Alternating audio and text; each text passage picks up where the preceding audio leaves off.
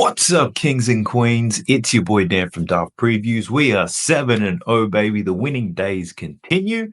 So in today's video, I've got two picks that I put down. I'm going to take you through that today. We also had a bit of success with our bitch-ass parlays, so we're going to run it back. I'll give you a bitch-ass parlay on the WNBA. We'll do the same for the NBA. Now, if that sounds interesting, let's go. Sub to the channel cause your boy's getting busy. Coming to you live from the west side of Sydney. We've got the free picks and the juice and the daily. It's all free, you don't even have to pay me.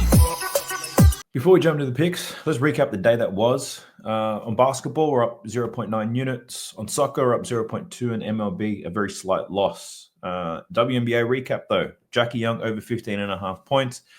This cash with her finishing on 16. But I've got to tell you, that was a lucky bet. She only took 9 attempts in the blowout.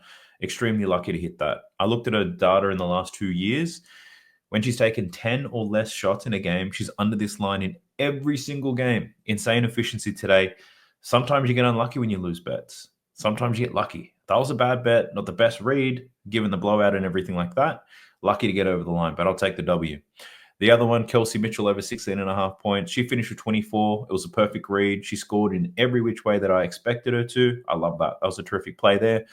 We also hit a same-game parlay in the Fever, and that was Kelsey Mitchell for 20 points and Aaliyah Boston over 8.5 rebounds. That was a great value play, and it landed clean. On the NBA, extremely light. We only had a value play for SGA, and we got hooked. That's all it took. We just needed to get one more point from SGA, one of the many missed shots or one of the free throws. We would have cashed that value play, hit a Trixie combo as well. Would have made the profits rain in, but hey, we'll take the W at the end of the day. In the soccer, we hit Man City to win, plus over 2.5 goals. And on MLB, we went 2-2. Slight loss with a bit of juice.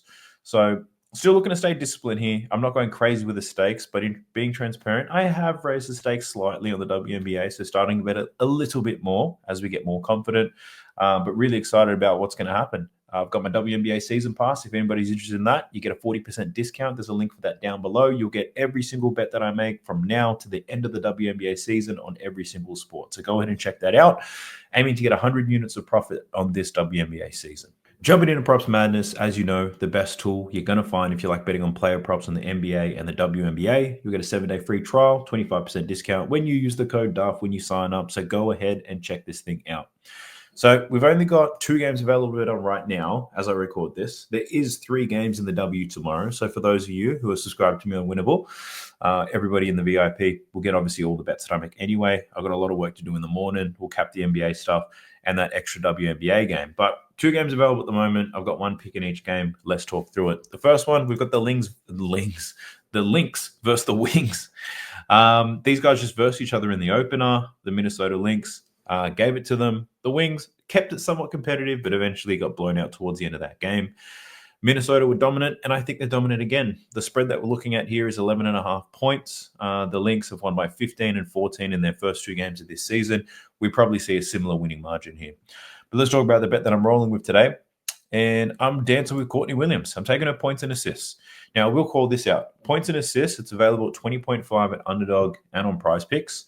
I had to take this at 21.5 because on the books that I use, that was the best line that I could get. So looking at Courtney Williams over 21.5 points and assists. Now, if those aren't available, you could honestly take her points or you could take her assists. I like both of them, which is why I'm playing the combo here of her points plus assists. Now, it's a pretty straightforward one here for Courtney Williams. She's over this in both games this season with 34 and 23 points and assists. Her shot volume is fantastic, 15 and 19 shots in the last 2 games. She was 5 from 19 in the last game, so if you believe in bounce backs, she's going to bounce back hard today. In terms of her assists, they've been great too. 9 assists against the Dallas Wings and then 10 assists against the LA Spark. Her assist line's at 6.5. I can see her getting 7 to 8 assists at least in this one based on how this offense is looking. She initiates a lot of this offense purely because Kayla McBride is still out for personal reasons, which means Nafisa Collier, Courtney Williams seeing a ton of usage to create their offense, which is why Courtney Williams is playing out of her mind at the moment. So the high usage should still continue. Her supporting cast is great. They've got Alana Smith back in the last game, which gives them another spot-up shooter, another person who can finish down low. Jess Shepherd, who's been an absolute beast. I've been really impressed with her. I wish they had betting lines for her because I'd be all over it. But Jess Shepherd is one of the bigs. I think she's starting off the bench in this game, but she has been starting in the previous 2 games. amazing footwork, great finisher around the rim, definitely supporting the Courtney Williams assist there as well. So I just like the team, the way that they play. Courtney Williams being the initiator of this offense, getting out in transition. I think she'll get the assists, and based on her volume, she's going to get the points too. So I do like her points and assists. This Dallas Wings team, not great. They're leaking points to guards. Like they already leaked 34 points and assists to Courtney Williams in the first game.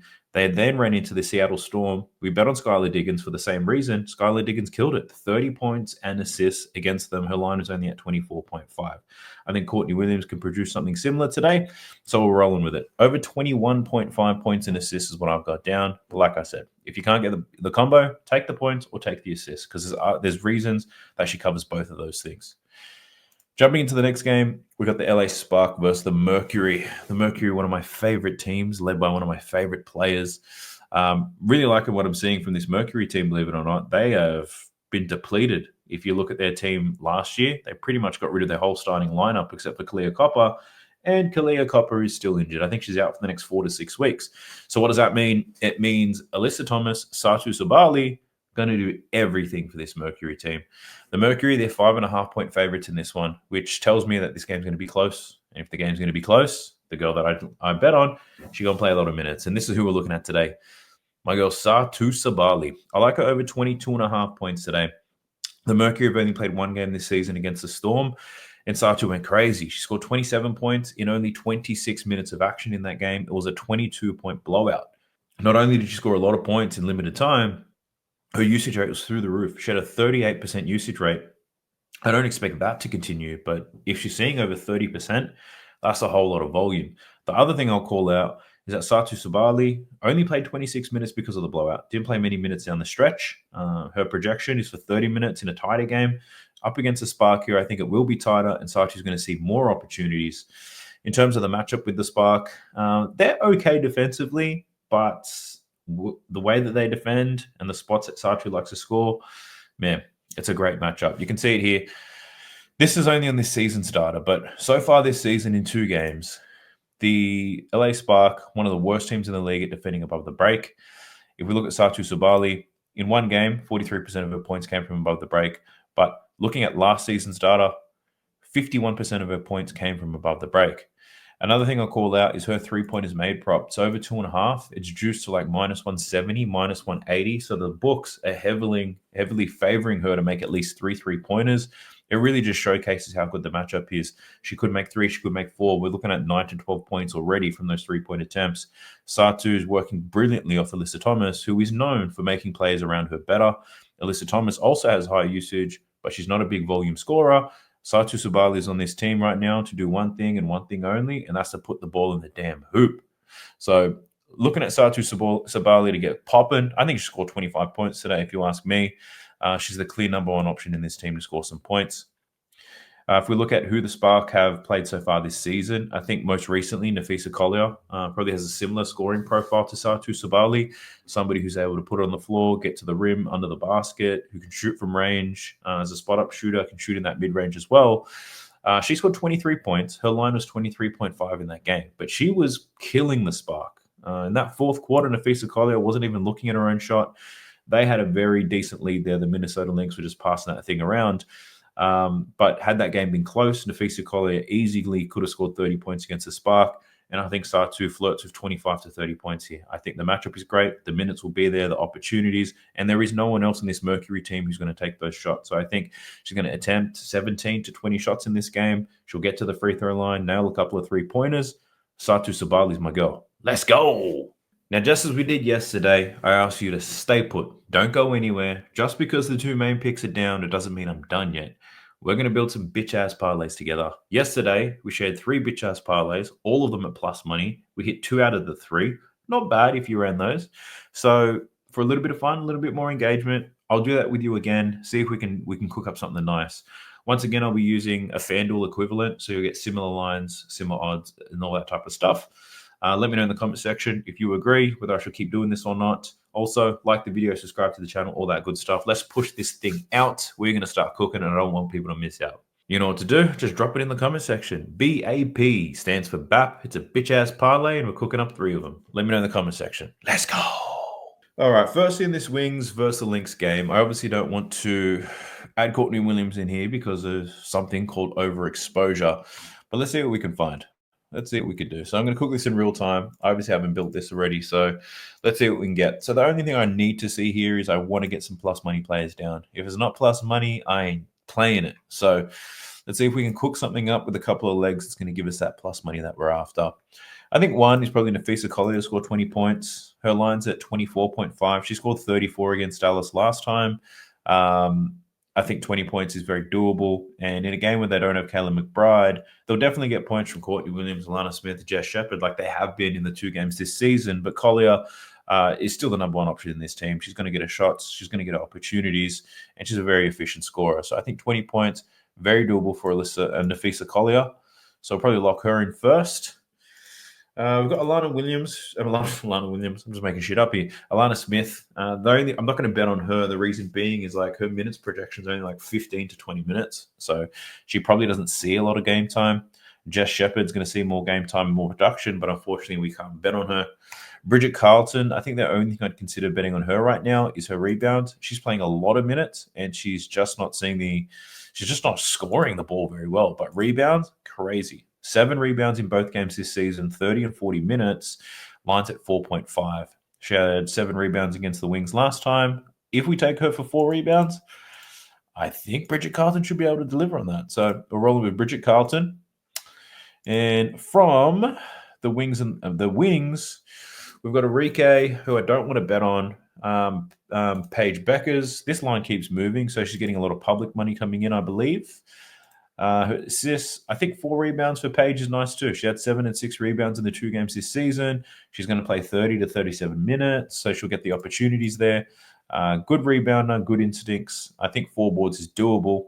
The assists, she's getting potential assists, but then you have to rely on her teammates to make buckets. Points-wise, it's a difficult matchup for her. Although 10 points is doable, taking a 15-point line, taking her for 10 points, I think we're going to get disgusting odds. Yeah, they're not worth playing. So if we get Beckers to get 4 boards, pretty decent. Same odds as Bridget Carlton. So we're going to run Paige on that. We've got Dejanay Carrington. She had 15 points against them last time, but only 4 points in the most recent game. Her minutes don't seem secure, so I'm a little bit hesitant to bet on her. Maddie Siegrist, we did bet on her, but I don't think we can bitch any of their lines because their lines are quite low already. Misha Hines Allen, she had big minutes against Minnesota last time. We could do something with her boards, but yeah, I don't think we're going to find any BAP-worthy stuff here. But just from those 3 legs that I have already, and keep in mind, I'll put a screenshot of these up. I'll probably just do it as the games go by. So this is at plus 137 for these 3 legs. Nafisa Collier, 20 points, Bridget Carlton, and Paige Beckers for 4 rebounds each. So I'll put that one up. In terms of what I would bet on this, I'd only bet half a unit, right? This is just for a little bit of fun. All right, let's jump into the next one. We've got the Sparks versus the Mercury. Obviously, we're not going to touch Satu because of, you guessed it, overexposure in terms of a points prop. But let's see what we can cook up here. So Satu, I think the rebounds, her line's at 6.5. I think she can get 6, although, yeah, it's heavily juiced to the over 6.5. So the books think she's going to get 6 too. So 6 boards against this, yeah, it's just not a thing really, but she should get 6. She'll definitely get 4 in my opinion, but 4 rebounds is not even an option right now on this damn sports book. So we might settle with 6 for Satu. As I say that, I'm not very confident, but let's just build it. I think she can get to 6. I've just convinced myself. We've got Alyssa Thomas. Her point line's at 16.5. I don't like that. I know that she doesn't have many options, but 16.5 is quite high. Especially, you factor in that last season, she averaged 11 points a game. We're getting a 16.5 point line here. I don't know if she sees the volume to cover that. She's very efficient, gets on the break, all that stuff, but not keen on that. In terms of assists, lines at 8.5. I would confidently take it for 6, but I'm going to get awful odds, I'm sure. Yep, terrible odds for 6, so we can't do that. And her rebounds at 8.5 as well. Yeah, 7 boards in the last game. It was a blowout, so she didn't see all her minutes. She could have finished on 8, perhaps. This is very juiced to the over as well. So if I'm looking at boards, 8 rebounds. I'm not getting great odds for 8 rebounds either for Alyssa Thomas. Although I do think she gets there, which is crazy. But look, we'll pass on that because the odds aren't great. We've got Kelsey Plum. Now, I don't mind Kelsey Plum for some points here. Line's at 22.5. She's got 37 and 18. The 18 against Minnesota was a tough matchup, and she got fouled out. Still managed to finish on 18 points. Rakaya Jackson is out, who's one of probably their third leading scorer at the moment. So I think that's going to result in more volume and opportunity for Kelsey Plum. So I don't mind taking Kelsey Plum for 20 points today. I think we'll run that. I think she gets very close. So just those two plays, Kelsey Plum and Satu Subali, those two plays that I mentioned, that's already at plus 100. But let's keep cooking, see what else we can find. Jerica Hamby, I like her rebounds. I know this already. She had 10 rebounds in both games in this series, this season, 36 and 35 minutes. Her line was usually at about 8.5. Now it's up to 9.5. I think we can take her for 8 rebounds here. 8 rebounds for Pete Davidson. Yeah, we're getting pretty decent odds there. And then outside of that, there's no other lines available. So taking those 3, we're getting plus 162. And we'll run that at half a unit as well. I'm not tracking these to my VIP record or nothing like that because I don't want to encourage my VIP guys to bet this way. But I know you guys love betting this way. So for the gang, for a bit of content, a bit of fun, we'll cook these things up. So I've been popping these up on the screen. We can't do the last WNBA game, but we can do a bitch-ass parlay on the NBA. Let's see what we can cook here. So I have a few leans in this one, and I'll just jump straight to them. So Jalen Brunson, I'm already thinking we just take him for 25 points. It's the first game of the series. In the first game of the series, I think the Knicks default into playing the way they typically have, which is a lot of Brunson and a lot of Karl-Anthony Towns. Might not be the game for OG and Mikal Bridges, but I do think Jalen Brunson gets busy here. Head-to-head matchups against them, 26, 33, and 8. He only played 23 minutes in this game. But 26 and 33, strong volume. And if you just look at the matchup data, especially if we're looking just at the playoffs. So looking at the playoffs, we can see here that the Pacers, one of the worst teams at defending the pick and roll. They give up a ton of free throws, right? Donovan Mitchell was killing them. Jalen Brunson should have some success. Far out. Do I have Tourette's? Is that epilepsy? What was that? Jalen Brunson, I think, is going to tear them apart there. My goodness. I apologize if you had to see that. But we're taking Jalen Brunson, 25 points. That's the first look. In terms of his assists, 6 assists isn't too bad. High volume game, but it could be his ceiling. So depends how they play them. I trust him to score more than to get these dimes. Karl-Anthony Towns, I think to get rebounds. I haven't looked at these numbers yet, but rebounds against the Pacers is what I'm feeling. Yeah, 15, 9, and 12 rebounds against the Pacers this season. The game he went under was the game that they lost. Big Zesty. I think 8 rebounds isn't going to give us good odds, so we'll probably have to take him for 10 boards, but I do think that is doable for Karl-Anthony Towns. 10 rebounds for Cat. The odds aren't too bad. So just those 2 plays, Cat and Jalen Brunson, that's already a plus 100. Josh Hart, actually, before I go with Cat, I was thinking about Josh Hart to get some boards too. So Josh Hart has excellent rebounding numbers against the Pacers this season. He's had 10 rebounds in every single game. So I think Josh Hart at 8 rebounds, probably better than Karl-Anthony Towns at 10. That's what I'm thinking. Damn. You could really bet them both, but I only want to bet one of them. Let's go with Josh Hart because Big Zesty can find foul trouble as well. Let's not forget about that. And as we head to the Pacers, what am I feeling here? Tyrese Halliburton. I really just wanted to sit and wait to see who does what on this Pacers team. How do the Knicks play defense? Because there's a lot of correlation between Halliburton plays good, TJ McConnell sucks, and vice versa. So I'm interested to see what happens there. Pascal probably gets the OG matchup. Pascal's over this line in 2 out of the 3. Not loving what I'm seeing from Pascal. Andrew Nembhard, actually. He's been really good in the playoffs. Extremely good. He hasn't been good in the matchups against New York, though, which worries me ever so slightly. But at the same time, he wasn't necessarily seeing the same amount of minutes. In the playoffs, Nembhard's been excellent. I really could do something there with Nembhard. Maybe Nembhard for 10 points. If we look at Nembhard in the playoffs, he's covered 10 points. Most games, 8 out of the 10 games. The 2 games that he didn't was 16-point loss to Milwaukee and a 20-point win to Cleveland. This game has a 4.5 point spread. The Pacers have been really good in this playoff series. If this game stays close, Andrew Nembhard to score 10 points. It's not the worst thing. What's his minutes look like? 32 minutes a game in the playoffs. If we look at head-to-head numbers, 30 minutes in this game, they lost by 13. 21 minutes in this game, they got pumped by 25. Nembhard for 10 points is not bad. It could just be a Knicks bitch-ass parlay, really, because I'm really not sure what this Pacers team's going to do. They do rely on their bench a lot. If the bench is playing better than the starters, the bench is just going to play a lot more minutes. It's as simple as that. Wonder how Benedict Matherin's going against New York this season. My Lord. Okay. Benedict Mathurin has given them the business. 31, 41, 24 minutes, though. He's not going to play those types of minutes in this game. I guarantee that. Let me have a quick look at projections for Benedict Mathurin. So Benedict Matherin's projected to play only 16 minutes in this game. So you want to see me do some hood math? He's averaging 25 points against the Knicks. And he's doing that in 32 minutes. Let's do some hood maths to break down his points per minute. 25.3 divided by 32 equals this. Times that by 16. 12.6. So based on his averages here against the Knicks and his projected minutes, he should score about 12.6 points. Line's at 10.5. If we take him from 10, this is going to push our odds up to plus 200, though. What's Benedict Mathurin been doing in the playoffs? He hasn't been too bad, provided he gets minutes. See, the minutes is what worries me here for Benedict Mathurin. That worries me about this whole Pacers team, to be honest. So I think we might roll with, we could get Brunson's assist in there. We could get Karl Anthony Towns rebounds.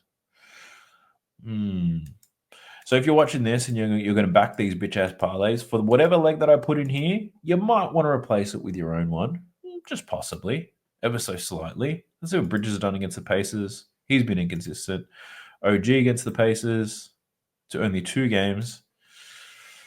Does Josh Hart get assists against the Pacers? Not really. Jalen Brunson. What's he done? 5, 10, and 7. Lines at 7.5. Karl Anthony Towns didn't dime up in that Boston series. Doesn't dime up in the playoffs at all, actually. And you can't guarantee him to dime up against them. Scoring-wise, that's some decent scoring games, Karl Anthony Towns.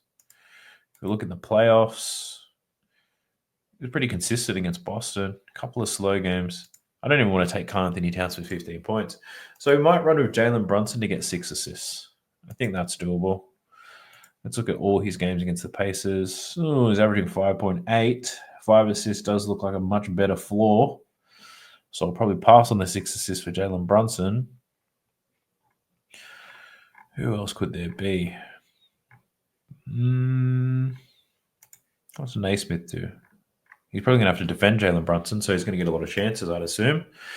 These are his points against the Knicks over the last 2 seasons. Haven't been ultra convincing. Rebounds and assists. That doesn't look great either. I'm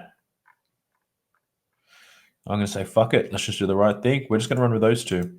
So we've got Jalen Brunson, 25 points. Josh Hart, 4, 8 rebounds. So 3 little bitch-ass parlays there. And then if you want to get saucy with it, you can put them all together, which there's a part of me that really wants to do that, but we'll see what happens. But that's a wrap on today's video. I do hope you enjoyed it. Reminder, if you're interested in getting on that WNBA season pass, you'll get all my bets from this point to the end of the WNBA season. Go ahead and check that out. 40% discount. We're going to start eating soon. I can tell you that. But if not, just subscribe to the channel. Drop me a comment down below. Smash that like button. Just support me in any other way you can. I appreciate you all if you made it this far. Best of luck tomorrow. I'll catch you in the next one. Peace!